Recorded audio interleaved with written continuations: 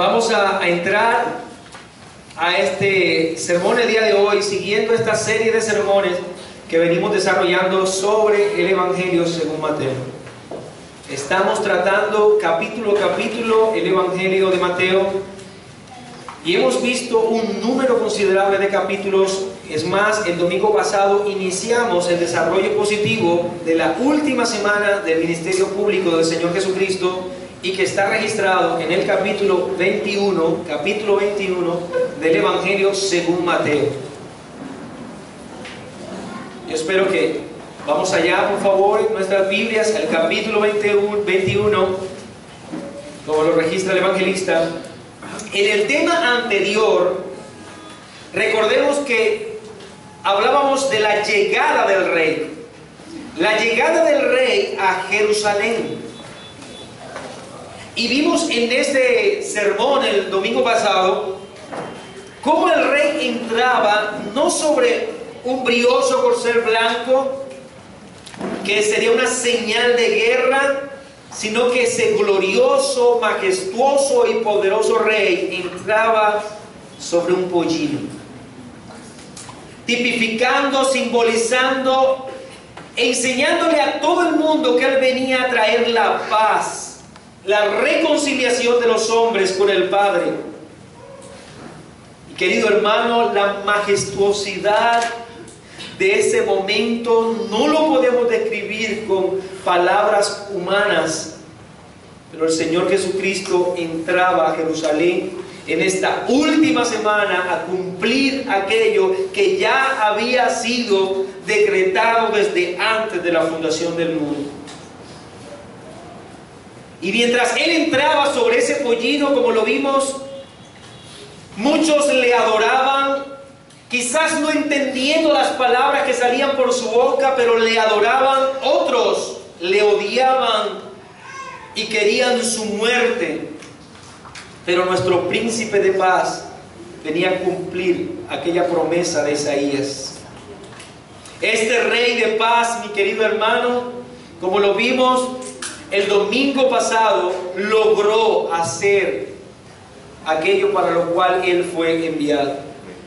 El príncipe de paz, el humilde, mi querido hermano. Pero el día de hoy debemos ver algo que, aunque se trata del príncipe de paz, no debe ser malentendido. El cordero también es león. No podemos caer nosotros en el error de ver a nuestro príncipe de paz como un hombre débil, porque él, que es el pastor de las ovejas, es tierno con sus ovejas y sus manos están prestas para aliviarlas de los dolores, pero esas manos también son fuertes para vencer al león, para vencer al lobo, a cualquiera que quiera hacerle daño a sus ovejas. Las mismas manos que alivian las heridas de las ovejas están listas para acabar con los enemigos del rebaño. Así que no debe ser malentendido ese príncipe de paz. Esta mañana, en este sermón, veremos como título la arremetida del rey. Y ese es el título de este sermón, y vamos a concentrarnos en Mateo capítulo 21, versículo 12. Vamos a estar leyendo hoy o tratando una buena porción de textos bíblicos. Mateo capítulo 21, versículo 12, la palabra de Dios, que es nuestra única autoridad, dice: entró Jesús en el templo de Dios y echó fuera a todos los que vendían y compraban en el templo, y volcó las mesas de los cambistas y las sillas de los que vendían palomas. Vamos a dejarlo hasta allí por ahora. Es un pasaje complejo el que tenemos por delante. Creo que, como todos los relacionados con esta última semana de ministerio público de nuestro Señor Jesucristo, mire, cada palabra, cada acción, cada actuación de parte de nuestro Señor en esta última semana tiene un impacto profundo en la salvación. Cada una de sus acciones deben ser vigiladas y entendidas, tratadas con cuidado, mi querido hermano. Y un pasaje como este, si lo miramos a la ligera, podríamos nosotros cargar nuestro corazón con una mala, una pésima idea de quién es nuestro Salvador. Si nos centramos en una imagen superficial, veremos a un Jesucristo que está en rabia, aquel que está invitando en el Sermón del Monte a poner la otra mejilla, a ser pacificadores.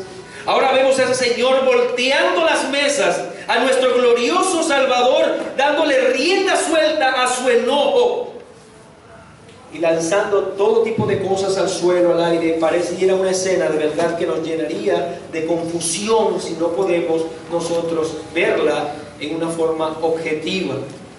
Así que en este día vamos a estar mirando, mi querido hermano, este texto a la luz de la Escritura. Y no nos resta sino pedirle una vez más a su Santo Espíritu que nos guíe, que guíe nuestra mente a la comprensión adecuada de los hechos narrados por el evangelista, y debemos hacer uso de una valiosa herramienta de interpretación bíblica, como lo es el contexto histórico. Así que dentro de este tema, la arremetida del rey, vamos a ver, número 1, el contexto histórico. Ese sería el punto que vamos a tratar, primer punto a tratar en esta mañana. Recordemos, Jesús hace su entrada a Jerusalén y el texto nos dice que se dirige al templo. Va camino al templo. El lugar que para el pueblo judío era la expresión física de la presencia de Dios. Así que era el lugar más importante para el pueblo judío. Era el corazón de su piedad. Va hacia ese lugar. Ese lugar, mi querido hermano, que en el inicio se llamó tabernáculo. Era aquel que estaba en el desierto, construido por Moisés, y que viajaba con ellos según lo que Dios había determinado. Luego pasa a ser ese glorioso, ese majestuoso templo construido por Salomón, cuya gloria fue reconocida por todos los hombres de la tierra en aquel entonces. Posterior a eso, después de la cautividad de Babilonia, el templo pasa a ser aquel templo diseñado, construido en tiempos de Nehemías y Esdras, que fue un templo, sí, mucho menos que aquel glorioso templo de Salomón. Pero que debemos recordar, mi querido hermano, que se había prometido que la gloria postrera de esa casa iba a ser mayor que la primera. Porque el Señor Jesucristo no entró al templo de Salomón con todos sus lujos, entró a este templo.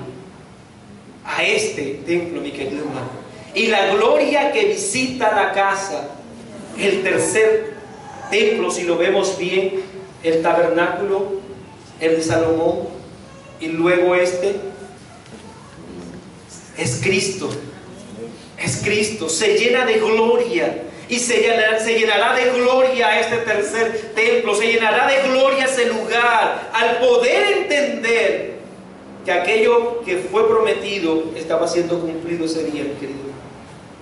Cabe recordar que templo, o naos como se conoce en griego, estaba originalmente construido en 3 secciones. Yo creo que la mayoría de nosotros la conocemos. Aquella que se llama lugar santísimo, lugar santo y atrios. Pero al pasar el tiempo se fue subdividiendo según el orden más valioso a aquello que era de alguna manera no tan valioso. De manera que quiero analizar el orden desde lo más íntimo del templo, desde adentro hacia afuera. Así que lo más importante, lo que era dentro de él, el corazón del templo, el lugar santísimo. Luego saliendo, pasaría entonces el lugar santo. Y por último debería ser los atrios. Pero nos encontramos con aquello que llamaban atrio de los sacerdotes. Es donde solo podían estar los sacerdotes para rendir adoración. En este atrio se encontraba el altar del incienso, el altar del holocausto, el candelabro, la mesa de los panes, el estanque de bronce. Un poco más afuera se encontraban los atrios de los israelitas. Y en este lugar podían estar solo los judíos y solo hombres para adorar a Dios. Un poco más afuera se encontraban los atrios de las mujeres. Allí podían estar las mujeres judías adorando al Señor. Y por último, más afuera estaban los atrios de los gentiles. Allí podía estar cualquier tipo de persona. Y no podía una persona que estaba en el atrio, los atrios de los gentiles, pasar al resto. Había una puerta y encima de ella una inscripción que decía: bajo pena de muerte. Porque era imposible para aquel que no cumplía con los requisitos pasar a los otros atrios. No estamos hablando ni siquiera del lugar santo, el lugar santísimo, a los atrios. Y el relato que nos narra Mateo se desarrolla en el atrio de los gentiles, lo que quiere decir en la parte más exterior del templo. Ahora recordemos que en qué momento se está dando la entrada del Señor Jesucristo a Jerusalén. Recuerden que hablábamos en domingos pasados acerca de la Pascua. Así que miles de peregrinos viajarían a celebrar la Pascua, aquello que conmemoraba, que recordaba la liberación del pueblo de Israel de la esclavitud egipcia. Muchos venían a ese lugar. Así que el lugar más lleno, más abarrotado, eran los atrios de los gentiles. Era necesario que todos fuesen a ese lugar. Era necesario que todos ofrecieran sacrificio y era necesario que todos pagaran su ofrenda conforme a lo que la ley exigía. Vamos a leer Éxodo capítulo 30, versículo 12 y versículo 13. Cuando tomes el número de los hijos de Israel conforme a la cuenta de ellos, cada uno dará a Jehová el rescate por su persona. Cuando los cuentes, para que no haya en ellos mortandad cuando los hayas contado. Esto dará todo aquel que se ha contado medio ciclo conforme al ciclo del santuario. El ciclo es de 20 geras. La mitad de un ciclo será la ofrenda a Jehová. El pago establecido por la ley era en moneda del santuario, en moneda judía, en moneda del templo, que se llamaba siclo. Pero debemos recordar, mi querido hermano, que durante el primer siglo, que es el tiempo en el que nosotros estamos y que Mateo nos está narrando, en ese tiempo el peregrino portaba todo tipo de monedas.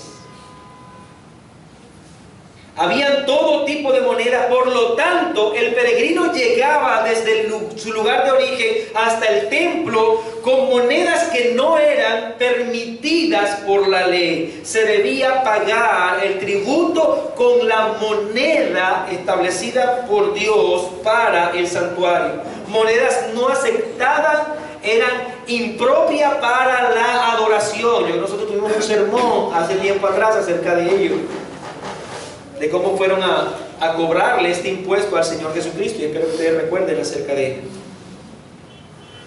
Así que en los atrios de los gentiles se ubicaban entonces hombres con mesas para cambiar la moneda de los peregrinos, monedas no admitidas para la adoración, cambiarlas entonces para que ellos pudiesen adorar y participar de la ceremonia según la ley lo exigía. Así que de primera mano nosotros podríamos decir que estos hombres están haciendo una labor piadosa. Están permitiendo que el que viene de afuera haga su cambio para poder adorar a Dios, pero realmente no era esa la intención de los cambistas. Existía en ese tiempo una comisión que se llamaba Golbón. Y lo que hacía el Golbón era que el cambista podía agregar al valor del ciclo para poder cambiarlo por la moneda que se necesita. Por lo tanto, todo aquel que quería tener el dinero del santuario debía pagar un adicional para tenerlo.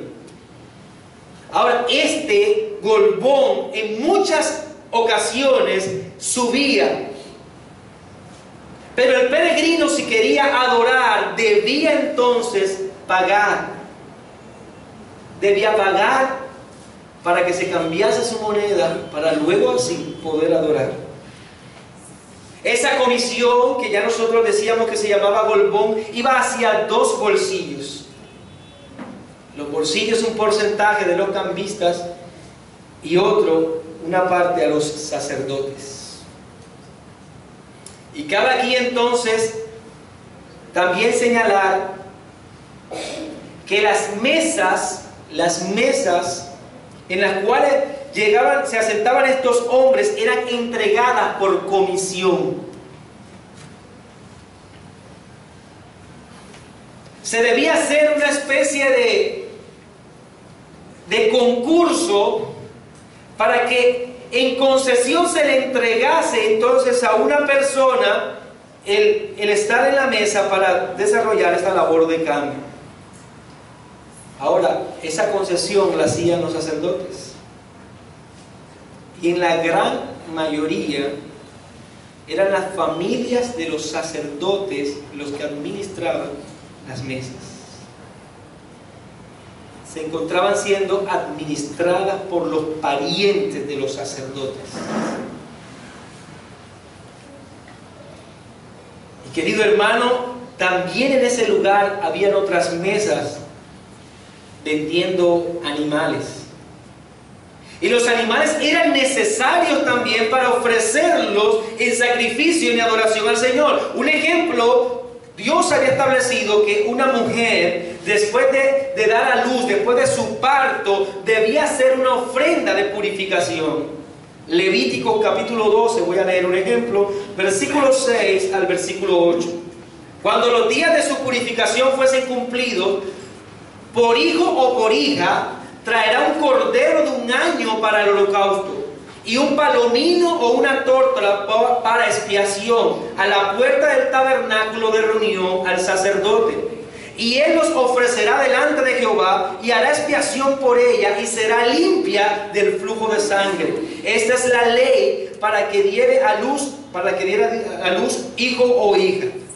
Ahora note lo que dice el Señor. Y si no tiene lo suficiente para un cordero, tomará entonces 2 tórtolas o 2 palominos, uno para holocausto y otro para expiación, y el sacerdote hará expiación por ella y será limpia.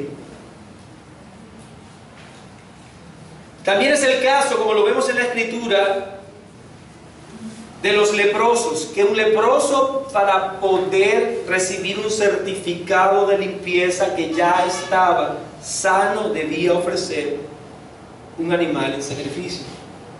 Así que muchos de los que llegaban a ese lugar tenían la necesidad tanto de cambiar las monedas como también comprar animales.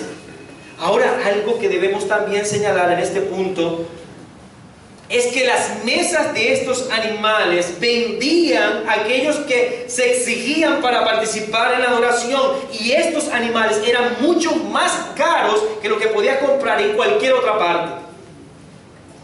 La pregunta que nosotros podríamos hacernos es: ¿y por qué los compraban allí? Entonces, si era mucho más caro. Ahora, los sacerdotes elegían a unos supervisores. La persona que llegaba con un animal de afuera de los atrios debía pagar para que este supervisor revisara su animal. Y si ese supervisor decía que no era admitido, la persona no podía entrar a hacer adoración con ese animal. Así que imagínense un peregrino viajando de lejos para traer un animal y que el supervisor le diga que no es admitido. Era más caro entonces los animales porque todos los animales que estaban allí, contaban con certificado de limpieza por parte de los sacerdotes. Así que era mucho más seguro acercarse a aquel lugar, a los atrios, y comprar. Más caro, pero seguro. Es lo que hacía. Así que imaginémonos todo el contexto, mi querido hermano. El Señor Jesucristo llegando a ese lugar, la multitud haciendo comercio en ese lugar, regateando cuál era la comisión y cuánto iba a ganar el uno y cuánto iba a ganar el otro, el ruido de los animales, el lugar que había sido escogido por Dios para la adoración, mi querido hermano. Los hombres comprando y vendiendo, el ruido, el regateo, la comisión de los cambistas, el precio del animal, la corrupción en ese lugar era evidente, era muy evidente. Con esta corrupción, con esta escena, mi querido hermano, nuestro Señor se encontró. Así dejamos a un lado el contexto y pasemos al punto número 2, la arremetida del rey. Queda claro entonces que no era un brote colérico del Señor, porque así lo quiso. Mateo capítulo 21, versículo 12 y versículo 13. Y entró Jesús en el templo y echó fuera a todos los que vendían y compraban en el templo. Y volcó la mesa de los cambistas y la silla de los que vendían paloma. Y les dijo: escrito está, mi casa, casa de oración será llamada, mas vosotros la habéis hecho cueva de ladrones. Como lo decía hace un momento mi querido hermano, el Mesías Salvador, aquel que vino en un pollino tierno, lleno de paz, lleno de humildad. Ahora ese cordero era el león. Con la misma intensidad con que ese buen Salvador ama al débil, también aborrece a todo aquel que tiene en poco la gloria del Padre. El mismo fuego que purifica el oro es ese mismo fuego que quema la basura. Querido hermano, el benevolente Salvador ahora voltea la mesa de los que comercian en ese lugar, lanza las palomas, las monedas al suelo, estalla en violencia el Señor contra aquellos hombres y enérgicamente declara la razón por la que Él estaba haciendo lo que hacía. El Señor cita al profeta Isaías, capítulo 56, versículo 7. Cuando dice: yo los llevaré a mi santo monte y los recrearé en mi casa de oración. Sus holocaustos y sus sacrificios serán aceptos sobre mi altar, porque mi casa será llamada casa de oración para todos los pueblos. Mi querido hermano, el templo, el lugar señalado por Dios para que los hombres viniesen y adorasen al Señor. Dios dice que su casa debía ser llamada casa de oración. Y estos hombres la habían convertido en casa de cambio, casa de comercio, la casa de Dios, el refugio de los hombres, el lugar especial de la presencia de Dios. Parecía un mercado público de compra y venta en el que todos querían sacar provecho. El lugar de la presencia especial, el lugar donde debía sentirse el judío más cerca de Dios, el lugar donde la presencia de Dios bajaba y habitaba entre ellos como hombre, el lugar más deseado para todos, como lo dice el salmista en el Salmo 27:4. Una cosa he demandado a Jehová y esta buscaré, que esté yo en la casa de Jehová todos los días de mi vida, para contemplar la hermosura de Jehová y para inquirir en su templo. Ese salmo no se aplicaba a ese lugar, querido hermano. El Señor Jesucristo les grita: mi casa, casa de oración será llamada. Cristo habla de el propósito para el cual el templo existía, para la adoración. Pero también cita aquello en lo que se ha convertido, en que los hombres la han convertido, cueva de ladrones. También está citando al profeta, pero el profeta Jeremías en capítulo 7, versículo 10 y versículo 11. Cuando el profeta, y ocurre, en ese tiempo ocurría lo mismo, dice el profeta: vendréis y os pondréis delante de mí en esta casa sobre la cual es invocado mi nombre, y diréis: librados somos para seguir haciendo todas estas abominaciones. Es cueva de ladrones delante de vuestros ojos esta casa sobre la cual es invocado mi nombre. He aquí que también yo lo veo, dice Jehová. Cuán desagradable eran a los ojos de nuestro Señor Jesucristo estos hombres, comercializando y sacando provecho de la necesidad que tenía el pueblo de adorar a Dios. La ira del rey se estaba dirigiendo a aquellos que trastornan la adoración, los que desvían el propósito del templo, los que desvían el propósito del día de la adoración. Y mire que el Señor Jesucristo no dice que se está pervirtiendo una institución humana, no se estaba pervirtiendo una empresa, una multinacional. El Señor dice: mi casa. Tampoco el Señor Jesucristo dice: la casa de mi Padre, como citando el texto, la casa de Dios. Él dice: mi casa. ¿Y sabe por qué dice mi casa? Porque cada ladrillo, cada utensilio que estaba en ese lugar, cada animal, cada sacrificio, todo eso fue ordenado por el Padre para alabar a Jesucristo. Amén. Para que rindiera adoración y señalaran al verdadero Mesías. Así que todo eso le pertenecía a Él. Él llegaba a su casa, mi hermano, y encontró que en su casa, que era un lugar para adoración, los hombres la habían pervertido y habían comercializado con la necesidad de la fe y la piedad y la adoración de los hombres. Así que toda la ira del rey se va en contra de ellos. Los hombres habían tomado la adoración que debía ser dirigida a Cristo para sacar provecho y comercializar con ella.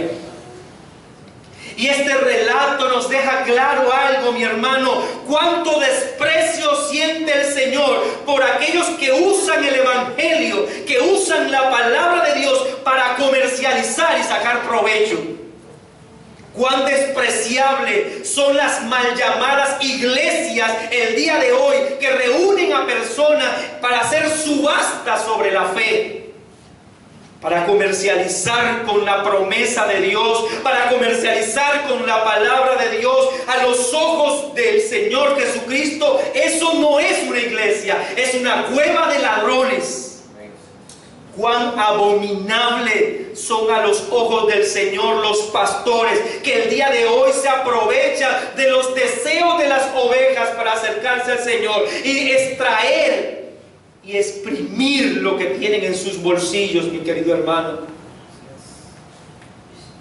Pablo le dice a Timoteo: si alguno enseña otra cosa y no se conforma a las sanas palabras de nuestro Señor Jesucristo y la doctrina que conforme a la piedad, está envanecido, nada sabe, delira acerca de cuestiones y contiendas de palabra, de las cuales nacen envidias, pleito, blasfemia, mala sospecha, disputas necias de hombres corruptos de entendimiento, privados de la verdad, que toman la piedad como fuente de ganancia. Apártate de los tales.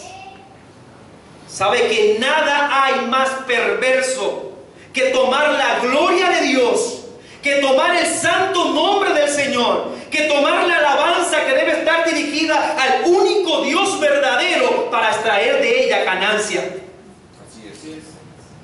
Así que cuán perverso es nuestro tiempo.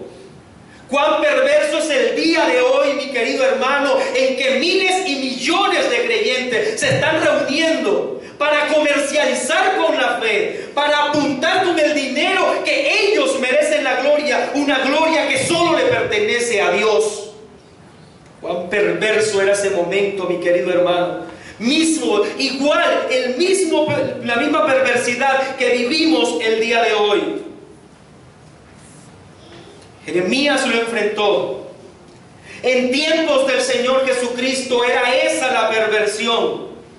Recordemos que la Iglesia Católica a lo largo de toda la Edad Media sustrajo de los pobres fieles el dinero, prometiéndoles vida eterna y aún entregando certificados. Por eso Lutero, cuando clavó las 95 tesis sobre la capilla de Wittenberg, yo quiero leer la tesis número 27 que clava allí, que hacían parte de esas 95 tesis. Dice Lutero: mera doctrina humana predican aquellos que aseveran que tan pronto suena la moneda que se echa en la caja, el alma sale volando. Doctrina humana. Y hoy, mis hermanos, los sacerdotes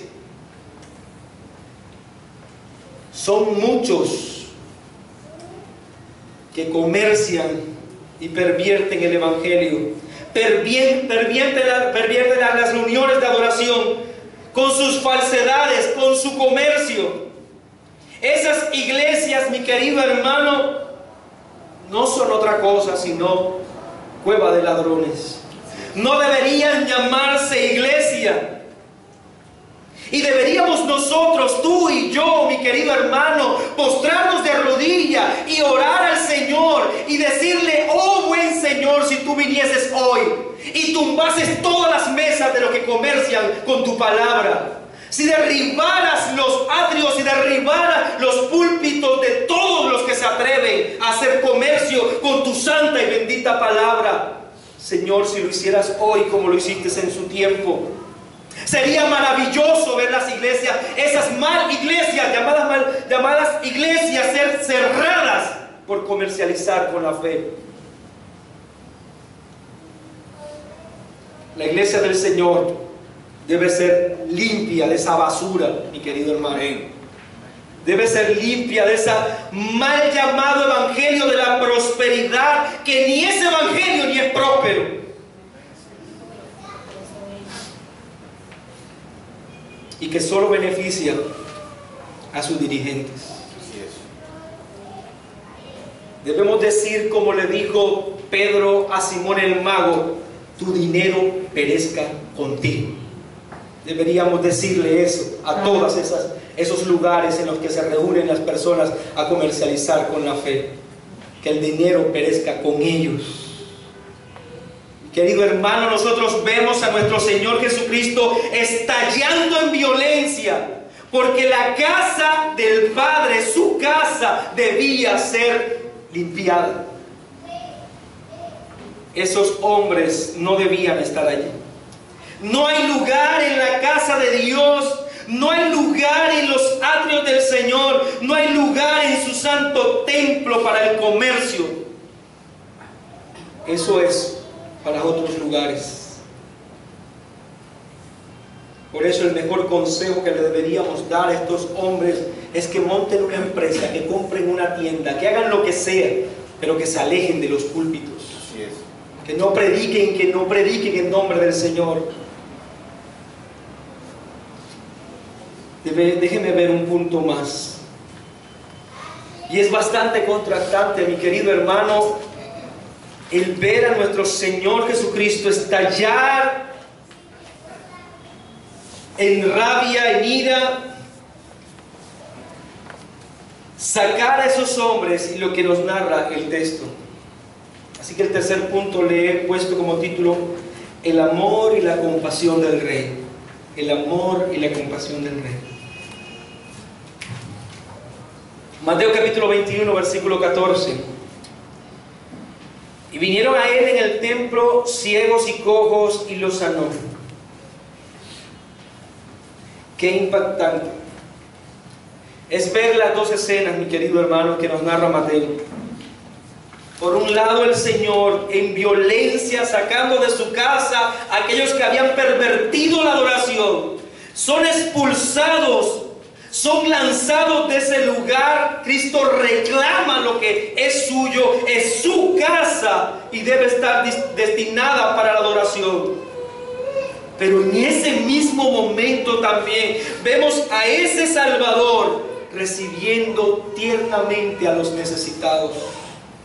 Aquellos que le necesitaban, aquellos que le seguían, aquellos ciegos, cojos, eran sanados por Él, eran atendidos por Él. Mi hermano, tú y yo no debemos temer a la ira de Dios si venimos a Él humildes, reconociendo nuestra condición y suplicando piedad. Amén. Que teman los mercaderes de la fe, que huyan de espanto los que venden la gloria de Dios, pero siempre encontraremos la mirada tierna de nuestro Salvador cuando venimos a Él en humildad.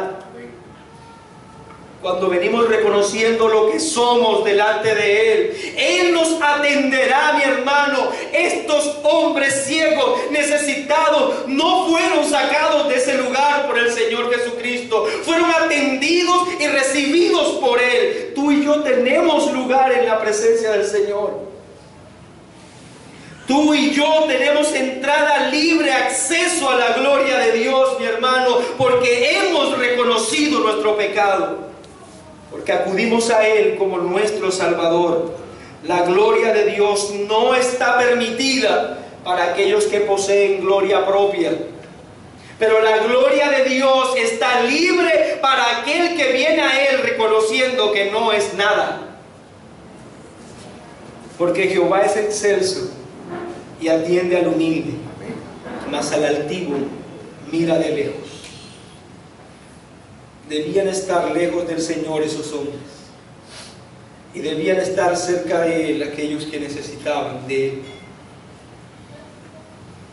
Cuánto amor de nuestro Señor, mi querido hermano. Cuánto amor de nuestro buen Salvador. Pero el texto nos deja ver una cosa más, y sería el punto número 4, y es el contraataque de los enemigos. Versículo 15 dice: pero los principales sacerdotes y los escribas, viendo las maravillas que hacía, y a los muchachos aclamando en el templo diciendo: Hosana al Hijo de David, se indignaron. Y entendamos, mi querido hermano, Cristo entró a dañar el negocio. El Señor fue al templo, desmanteló la red de corrupción que había en ese lugar. Lanzó fuera a los que empañaban la hermosura de la casa de Dios. Así que no podía ser otro el resultado que el odio de parte del Sanedrín. No podía ser otro el resultado, mi querido hermano, cuando le quitas al hombre impío, cuando señalas la corrupción del hombre no regenerado. No esperes otra cosa sino odio. Y eso es lo que ocurrió en ese lugar. Pero no podían atacar al Señor, puesto que los que seguían al Señor eran muchos. Pero ¿sabe que me llama la atención algo que el texto dice? Que mientras todo esto ocurría, estaban en ese lugar niños diciendo: Hosana al Hijo de David. Piensa en la cena, el Señor Jesucristo echando a los cambistas, echando a los que venden animales, y los niños diciendo: Hosana al Hijo de David, Hosana al Hijo de David. Era una escena maravillosa, mi hermano. Como ya lo vimos en la entrada triunfal del Señor, sí se gritaba: Hosana al Hijo de David. Hombres, como nos narra Mateo, adultos gritaban: Hosana al Hijo de David, haciendo una mala interpretación de esto, haciendo uso de un canto tradicional, los hombres esperaban al Rey de Gloria, al que los iba a liberar de la esclavitud romana y que iba a tomar el control, y ellos iban a pasar de ser pisoteados a los que pisotean a los demás. Estos jóvenes, estos niños, no tenían ningún conflicto sociocultural, político, económico. Ellos no estaban viendo al Señor Jesucristo como aquel dignatario que vendría a de alguna manera reestructurar el orden político. No, estos niños entendían lo que estaban viendo. Y lo que veían era al Señor sacando de su casa a aquellos que no debían estar allí. Y qué bueno es, mi querido hermano, porque ante la obra majestuosa del Señor Jesucristo, nuestra única respuesta debería ser la de estos muchachos. Hosana al Hijo de David. Cada vez que tú recuerdas de dónde te ha sacado el Señor, cada vez que tú recuerdas el Evangelio, no debería haber otra cosa en tu corazón, sino que estalle de adoración a ese buen Salvador. Estalle de adoración y reconocer que Él es el Mesías, que Él es el Salvador. Y eso lo hacían estos niños. Ahora recuerde algo. Esas griterías estaban bien para la entrada de Jerusalén, pero ya estaban en el templo. En el templo estaba prohibido el cantar de esta manera. Y estos niños estaban señalando a un hombre, a un carpintero, y lo señalaban y decían: Hosana al Hijo de David. Así que en ese momento el Sanedrín estalla también y viene al Señor para que Él mismo eche fuera a estos muchachos, porque están haciendo algo impropio según lo que ellos entendían. Así que le dijeron: ¿oyes lo que estos dicen?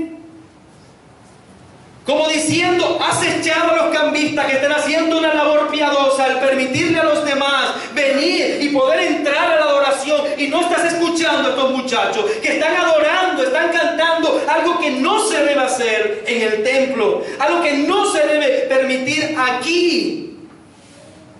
Como diciendo: mira, estos niños hablan lo que no deben, hablan lo que no es debido en este lugar, así que échalos también a ellos. Jesús les dijo: ¿nunca leíste? De la boca de los niños, de los que maman, perfeccionaste la alabanza.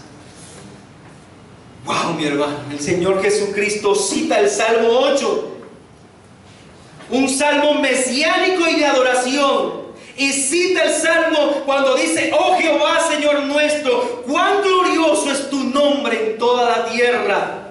Has puesto tu gloria sobre los cielos. De la boca de los niños y de los que maman, perfeccionaste la alabanza.